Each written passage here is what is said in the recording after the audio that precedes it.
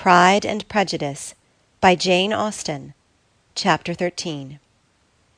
"I hope, my dear," said Mr. Bennet to his wife as they were at breakfast the next morning, "that you have ordered a good dinner to-day, because I have reason to expect an addition to our family party." "What do you mean, my dear? I know of nobody that is coming, I am sure, unless Charlotte Lucas should happen to call in, and I hope my dinners are good enough for her. I do not believe she often sees such at home." "The person of whom I speak is a gentleman, and a stranger." Mrs. Bennet's eyes sparkled. "A gentleman and a stranger! It is Mr. Bingley, I am sure. Well, I am sure I shall be extremely glad to see Mr. Bingley. But, good Lord, how unlucky! There is not a bit of fish to be got to-day. Lydia, my love, ring the bell. I must speak to Hill this moment." "It is not Mr. Bingley," said her husband. "It is a person whom I never saw in the whole course of my life." This roused a general astonishment, and he had the pleasure of being eagerly questioned by his wife and his 5 daughters at once. After amusing himself some time with their curiosity, he thus explained: "About a month ago I received this letter, and about a fortnight ago I answered it, for I thought it a case of some delicacy and requiring early attention. It is from my cousin, Mr. Collins, who, when I am dead, may turn you all out of this house as soon as he pleases." "Oh, my dear," cried his wife, "I cannot bear to hear that mentioned. Pray do not talk of that odious man.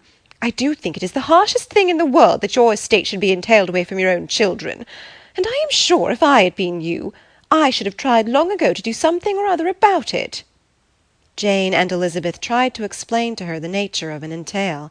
They had often attempted to do it before, but it was a subject on which Mrs. Bennet was beyond the reach of reason, and she continued to rail bitterly against the cruelty of settling an estate away from a family of 5 daughters, in favour of a man whom nobody cared anything about. "It certainly is a most iniquitous affair," said Mr. Bennet, "and nothing can clear Mr. Collins from the guilt of inheriting Longbourn. But if you will listen to his letter, you may perhaps be a little softened by his manner of expressing himself." "No, that I am sure I shall not, and I think it is very impertinent of him to write to you at all, and very hypocritical. I hate such false friends. Why could he not keep on quarrelling with you, as his father did before him?" "Why, indeed, he does seem to have had some filial scruples on that head, as you will hear." "Hunsford, near Westerham, Kent, 15th October. "Dear Sir, the disagreement subsisting between yourself and my late honoured father always gave me much uneasiness, and since I have had the misfortune to lose him, I have frequently wished to heal the breach, but for some time I was kept back by my own doubts, fearing lest it might seem disrespectful to his memory for me to be on good terms with any one with whom it had always pleased him to be at variance. There, Mrs. Bennet. My mind, however, is now made up on the subject, for having received ordination at Easter, I have been so fortunate as to be distinguished by the patronage of the Right Honourable Lady Catherine de Bourgh, widow of Sir Lewis de Bourgh, whose bounty and beneficence has preferred me to the valuable rectory of this parish, where it shall be my earnest endeavour to demean myself with grateful respect towards her ladyship, and be ever ready to perform those rites and ceremonies which are instituted by the Church of England. As a clergyman, moreover, I feel it my duty to promote and establish the blessing of peace in all families within the reach of my influence, and on these grounds I flatter myself that my present overtures are highly commendable, and that the circumstance of my being next in the entail of Longbourn estate will be kindly overlooked on your side, and not lead you to reject the offered olive branch. I cannot be otherwise than concerned at being the means of injuring your amiable daughters, and beg leave to apologize for it, as well as to assure you of my readiness to make them every possible amends. But of this hereafter.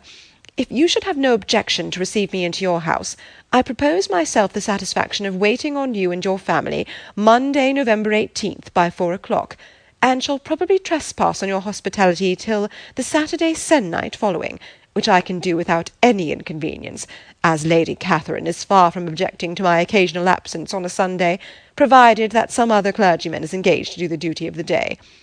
I remain, dear sir, with respectful compliments to your lady and daughters, your well-wisher and friend, William Collins." "At 4 o'clock, therefore, we may expect this peace-making gentleman," said Mr. Bennet, as he folded up the letter. "He seems to be a most conscientious and polite young man, upon my word, and I doubt not will prove a valuable acquaintance, especially if Lady Catherine should be so indulgent as to let him come to us again." "There is some sense in what he says about the girls, however, and if he is disposed to make them any amends, I shall not be the person to discourage him." "Though it is difficult," said Jane, "to guess in what way he can mean to make us the atonement he thinks our due. The wish is certainly to his credit." Elizabeth was chiefly struck by his extraordinary deference for Lady Catherine, and his kind intention of christening, marrying, and burying his parishioners whenever it were required. "He must be an oddity, I think," said she. "I cannot make him out. There is something very pompous in his style. And what can he mean by apologizing for being next in the entail? We cannot suppose he would help it if he could. Could he be a sensible man, sir?" "No, my dear, I think not. I have great hopes of finding him quite the reverse. There is a mixture of civility and self-importance in his letter which promises well. I am impatient to see him." "In point of composition," said Mary, "the letter does not seem defective. The idea of the olive branch, perhaps, is not wholly new, yet I think it is well expressed." To Catherine and Lydia, neither the letter nor its writer were in any degree interesting. It was next to impossible that their cousin should come in a scarlet coat, and it was now some weeks since they had received pleasure from the society of a man in any other colour. As for their mother, Mr. Collins's letter had done away much of her ill will, and she was preparing to see him with a degree of composure which astonished her husband and daughters. Mr. Collins was punctual to his time, and was received with great politeness by the whole family. Mr. Bennet, indeed, said little, but the ladies were ready enough to talk, and Mr. Collins seemed neither in need of encouragement nor inclined to be silent himself. He was a tall, heavy-looking young man of 25. His air was grave and stately, and his manners were very formal. He had not been long seated before he complimented Mrs. Bennet on having so fine a family of daughters, said he had heard much of their beauty, but that in this instance fame had fallen short of the truth, and added that he did not doubt her seeing them all in due time disposed of in marriage. This gallantry was not much to the taste of some of his hearers, but Mrs. Bennet, who quarrelled with no compliments, answered most readily.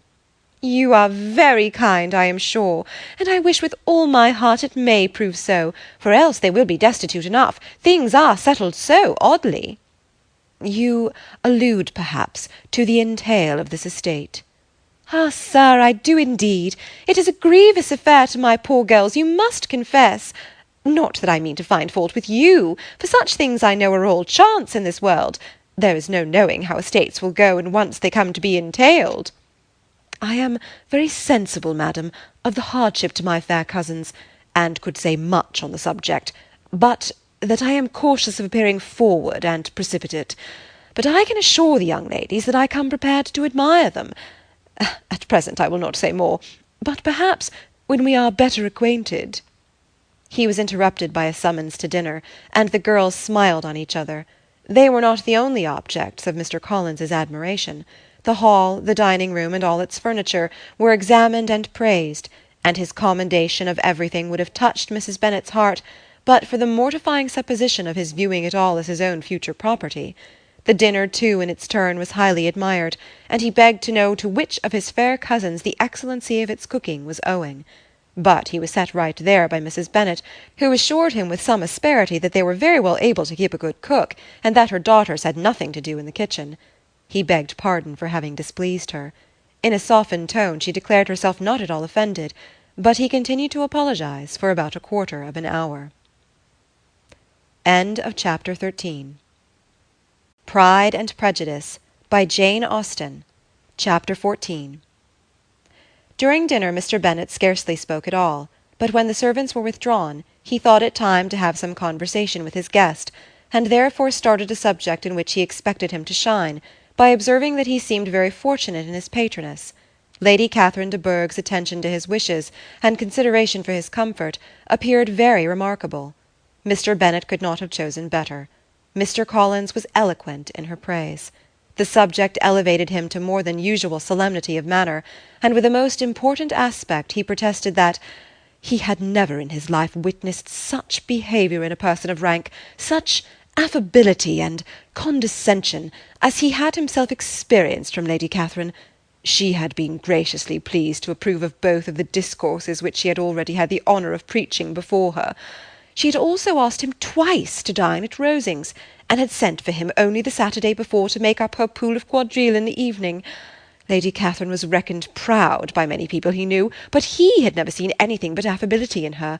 She had always spoken to him as she would to any other gentleman. She made not the smallest objection to his joining in the society of the neighbourhood, nor to his leaving the parish occasionally for a week or two to visit his relations. She had even condescended to advise him to marry as soon as he could, provided he chose with discretion, and had once paid him a visit in his humble parsonage, where she had perfectly approved all the alterations he had been making, and had even vouchsafed to suggest some herself, some shelves in the closet upstairs. "That is all very proper and civil, I am sure," said Mrs. Bennet, "and I dare say she is a very agreeable woman. It is a pity that great ladies in general are not more like her. Does she live near you, sir?" "The garden in which stands my humble abode is separated only by a lane from Rosings Park, her ladyship's residence." "I think you said she was a widow, sir. Has she any family?" "She has only one daughter, the heiress of Rosings, and of very extensive property." "Ah," said Mrs. Bennet, shaking her head, "then she is better off than many girls. And what sort of young lady is she? Is she handsome?" "She is a most charming young lady indeed. Lady Catherine herself says that, in point of true beauty, Miss de Bourgh is far superior to the handsomest of her sex, because there is that in her features which marks the young lady of distinguished birth. She is unfortunately of a sickly constitution, which has prevented her from making that progress in many accomplishments which she could not have otherwise failed of, as I am informed by the lady who superintended her education, and who still resides with them. But she is perfectly amiable, and often condescends to drive by my humble abode in her little phaeton and ponies." "Has she been presented? I do not remember her name among the ladies at court." "Her indifferent state of health unhappily prevents her being in town, and by that means, as I told Lady Catherine one day, has deprived the British court of its brightest ornament. Her ladyship seemed pleased with the idea, and you may imagine that I am happy on every occasion to offer those little delicate compliments which are always acceptable to ladies. I have more than once observed to Lady Catherine that her charming daughter seemed born to be a duchess, and that the most elevated rank, instead of giving her consequence, would be adorned by her. These are the kind of little things which please her ladyship, and it is a sort of attention which I conceive myself peculiarly bound to pay." "You judge very properly," said Mr. Bennet, "and it is happy for you that you possess the talent of flattering with delicacy.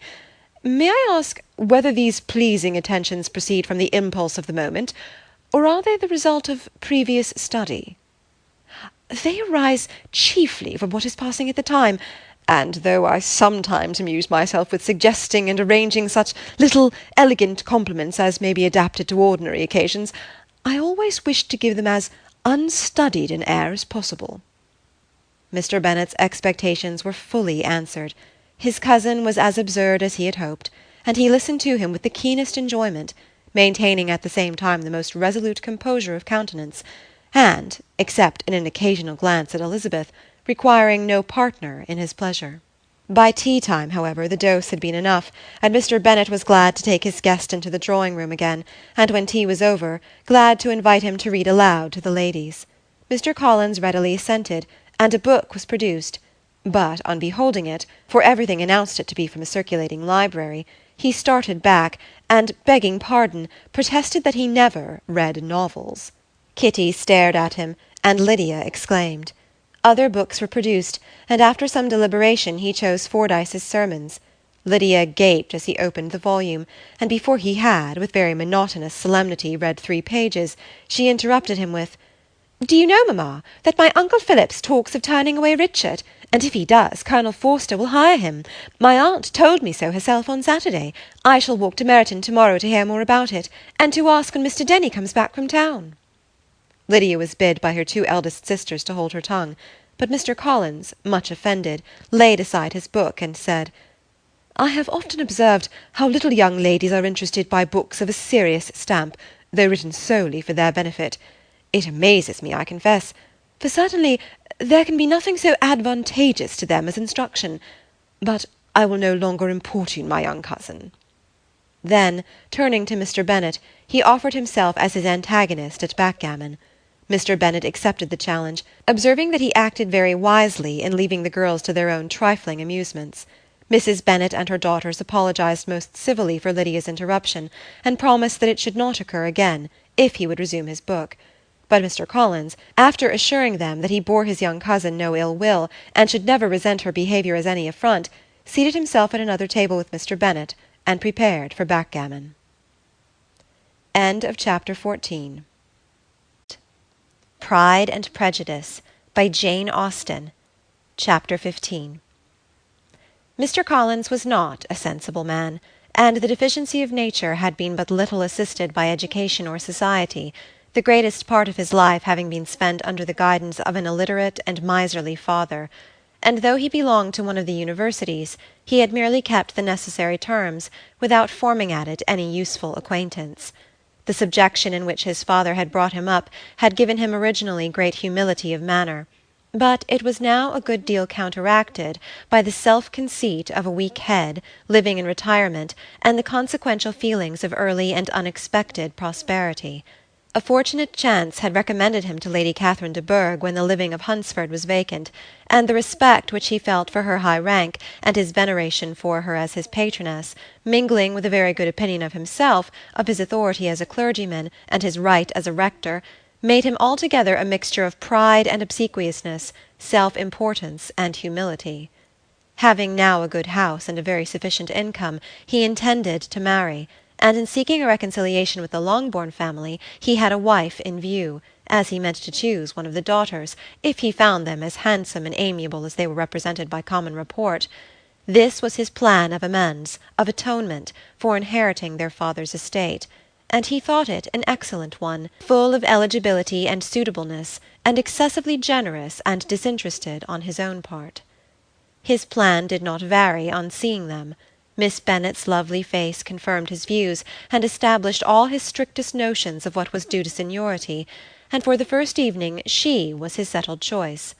The next morning, however, made an alteration, for in a quarter of an hour's tête-à-tête with Mrs. Bennet before breakfast, a conversation beginning with his parsonage house, and leading naturally to the avowal of his hopes that a mistress might be found for it at Longbourn, produced from her, amid very complacent smiles and general encouragement, a caution against the very Jane he had fixed on. As to her younger daughters, she could not take upon her to say, she could not positively answer, but she did not know of any prepossession. Her eldest daughter she must just mention, she felt it incumbent on her to hint, was likely to be very soon engaged. Mr. Collins had only to change from Jane to Elizabeth, and it was soon done while Mrs. Bennet was stirring the fire. Elizabeth, equally next to Jane in birth and beauty, succeeded her, of course. Mrs. Bennet treasured up the hint, and trusted that she might soon have 2 daughters married, and the man whom she could not bear to speak of the day before was now high in her good graces. Lydia's intention of walking to Meryton was not forgotten. Every sister except Mary agreed to go with her, and Mr. Collins was to attend them, at the request of Mr. Bennet, who was most anxious to get rid of him, and have his library to himself, for thither Mr. Collins had followed him after breakfast, and there he would continue, nominally engaged with one of the largest folios in the collection, but really talking to Mr. Bennet, with little cessation, of his house and garden at Hunsford. Such doings discomposed Mr. Bennet exceedingly. In his library he had always been sure of leisure and tranquillity, and though prepared, as he told Elizabeth, to meet with folly and conceit in every other room of the house, he was used to be free from them there. His civility, therefore, was most prompt in inviting Mr. Collins to join his daughters in their walk, and Mr. Collins, being in fact much better fitted for a walker than a reader, was extremely pleased to close his large book and go. In pompous nothings on his side, and civil assents on that of his cousins, their time passed till they entered Meryton. The attention of the younger ones was then no longer to be gained by him. Their eyes were immediately wandering up in the street in quest of the officers, and nothing less than a very smart bonnet indeed, or a really new muslin in a shop window, could recall them. But the attention of every lady was soon caught by a young man whom they had never seen before, of most gentlemanlike appearance, walking with another officer on the other side of the way. The officer was the very Mr. Denny, concerning whose return from London Lydia came to inquire, and he bowed as they passed. All were struck with the stranger's air, all wondered who he could be, and Kitty and Lydia, determined if possible to find out, led the way across the street, under pretence of wanting something in an opposite shop, and fortunately had just gained the pavement when the two gentlemen, turning back, had reached the same spot. Mr. Denny addressed them directly, and entreated permission to introduce his friend, Mr. Wickham, who had returned with him the day before from town, and he was happy to say had accepted a commission in their corps. This was exactly as it should be, for the young man wanted only regimentals to make him completely charming. His appearance was greatly in his favour. He had all the best part of beauty, a fine countenance, a good figure, and very pleasing address. The introduction was followed up on his side by a happy readiness of conversation, a readiness at the same time perfectly correct and unassuming, and the whole party were still standing and talking together very agreeably when the sound of horses drew their notice, and Darcy and Bingley were seen riding down the street. On distinguishing the ladies of the group, the two gentlemen came directly towards them, and began the usual civilities. Bingley was the principal spokesman, and Miss Bennet the principal object. He was then, he said, on his way to Longbourn on purpose to inquire after her. Mr. Darcy corroborated it with a bow, and was beginning to determine not to fix his eyes on Elizabeth, when they were suddenly arrested by the sight of the stranger, and Elizabeth, happening to see the countenance of both as they looked at each other, was all astonishment at the effect of the meeting. Both changed colour. One looked white, the other red. Mr. Wickham after a few moments touched his hat, a salutation which Mr. Darcy just deigned to return. What could be the meaning of it? It was impossible to imagine. It was impossible not to long to know. In another minute Mr. Bingley, but without seeming to have noticed what passed, took leave and rode on with his friend. Mr. Denny and Mr. Wickham walked with the young ladies to the door of Mr. Phillips's house, and then made their bows, in spite of Miss Lydia's pressing entreaties that they should come in, and even in spite of Mrs. Phillips throwing up the parlour window and loudly seconding the invitation. Mrs. Phillips was always glad to see her nieces, and the two eldest, from their recent absence, were particularly welcome, and she was eagerly expressing her surprise at their sudden return home, which, as their own carriage had not fetched them, she should have known nothing about, if she had not happened to see Mr. Jones's shop-boy in the street, who had told her that they were not to send any more draughts to Netherfield, because the Miss Bennets were come away, when her civility was claimed toward Mr. Collins by Jane's introduction of him. She received him with her very best politeness, which he returned with as much more, apologizing for his intrusion, without any previous acquaintance with her, which he could not help flattering himself, however, might be justified by his relationship to the young ladies who introduced him to her notice. Mrs. Phillips was quite awed by such an excess of good breeding, but her contemplation of one stranger was soon put to an end by exclamations and inquiries about the other, of whom, however, she could only tell her nieces what they already knew, that Mr. Denny had brought him from London, and that he was to have a lieutenant's commission in the shire. She had been watching him the last hour, she said, as he walked up and down the street, and had Mr. Wickham appeared, Kitty and Lydia would certainly have continued the occupation, but unluckily no one passed windows now except a few of the officers, who, in comparison with the stranger, were become stupid, disagreeable fellows. Some of them were to dine with the Phillipses the next day, and their aunt promised to make her husband call on Mr. Wickham and give him an invitation also, if the family from Longbourn would come in the evening. This was agreed to, and Mrs. Phillips protested that they would have a nice, comfortable, noisy game of lottery tickets, and a little bit of hot supper afterwards. The prospect of such delights was very cheering, and they parted in mutual good spirits. Mr. Collins repeated his apologies in quitting the room, and was assured with unwearying civility that they were perfectly needless. As they walked home, Elizabeth related to Jane what she had seen pass between the two gentlemen, but though Jane would have defended either or both, had they appeared to be in the wrong, she could no more explain such behaviour than her sister. Mr. Collins, on his return, highly gratified Mrs. Bennet by admiring Mrs. Phillips's manners and politeness. He protested that, except Lady Catherine and her daughter, he had never seen a more elegant woman, for she had not only received him with the utmost civility, but even pointedly included him in her invitation for the next evening, although utterly unknown to her before. Something, he supposed, might be attributed to his connection with them, but yet he had never met with so much attention in the whole course of his life. Chapter 15